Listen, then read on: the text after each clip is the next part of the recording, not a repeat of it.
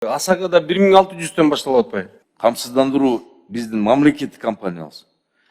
Ишиңер нөл айтып коюн, нөл. Ошо 6 айда жакшылап түшүндүрүшүңөр керек. ОСАГО же автоунаа ээлеринин жарандык укуктук жоопкерчилигин камсыздандыруу 1 жылдык полистин баштапкы баасы 1680 сомду түзөт. Бул сумма автоунаанын түрүнө, көлөмүнө жана айдоочунун жашына, стажына жараша өзгөрөт. Ар бир автоунаа өзүнчө камсыздандырылат. Учурда өлкөдө камсыздандыруу ишин бир мамлекеттик 9 жеке компаниялар жүргүзүп жатат. Эки объему чейинкилердики 2770 сом болот. 2768 без ограничения жаздырса.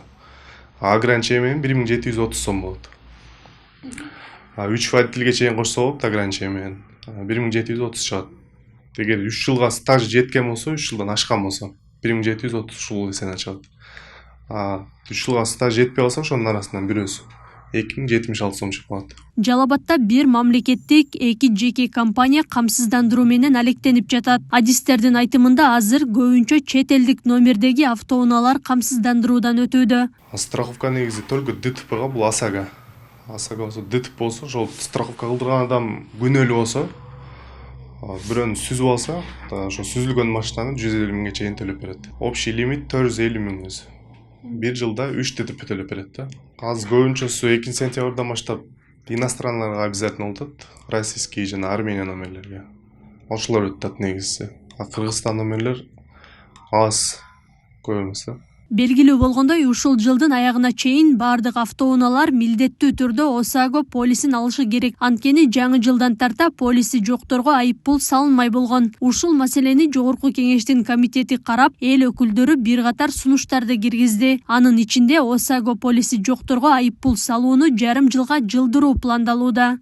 Негизинен үлгүрүп калабыз деген оюбуз деле бар, бирок ошол менен бирге элге бир аз жеңилдик кылыш үчүн ошол боюнча мен ойлойм жакынкы күндөрү ушул министрлер кабинетинде тиешелүү кеңешме өтүп, кандайдыр бир ушул жарандарыбызга биринчи ушул 25-жылдын жарым жылдыгында сразу эле штраф салбай, мында предупреждение кылып, анан жарым жылдан кийин ошол чараларды колдонуп башташ керек деген ойду көрөбүз. Өлкө боюнча 1 миллион 600 миңдей автотранспорт болсо, анын ичинен 108 миңдей унаа камсыздандыруудан өттү. Мындан улам калган автотранспорттун ээлери полис алып үлгүрбөй калары айтылып, айрым депутаттар айыппул салуунун мөөнөтүн 1 жылга чейин узартууну сунуштады. Аны менен катар эл арасында ОСАГО полиси тууралуу түшүндүрүү иштери солгун жүрүп жатканы сынга алынды.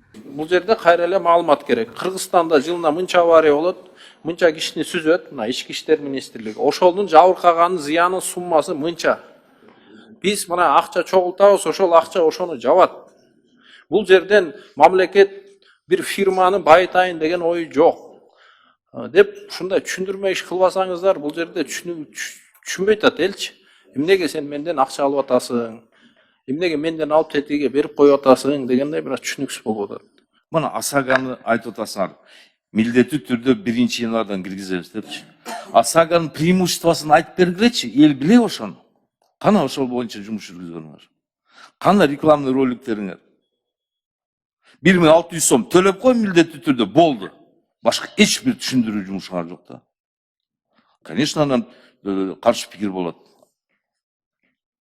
Мен бир нерсени айткым келет. Камсыздандыруу системага биз өтүшүбүз керек. Бүгүнбү, эртең баары милдеттүү түрдө өтүшүбүз керек. Бул даяр эмес болуп атпайбы? Бир канча бүгүнкү күндө бөлгөндө бир 3%, 4% эле эсебинде болуп атпайбы? Биз кантип анан 95-96% 1 январга чейин өткөзөбүз? 10%дан ашты биринчиден, анан Мейли 10% деп коюңуз мейли. 90% кантип 1 январда кантип киргизебиз? Кантип өткөзөбүз бул маселени? Ошон үчүн сиз мындай жоопкерчиликтүү мындай ала албайсыз да, туурабы мойнуңузга? 1 январдан баштап элибиздин баардыгы мынакей бүгүн бир айга жетпеген убакытта баарын киргизебиз деп мойнуңузга ала албайсыз да, туурабы?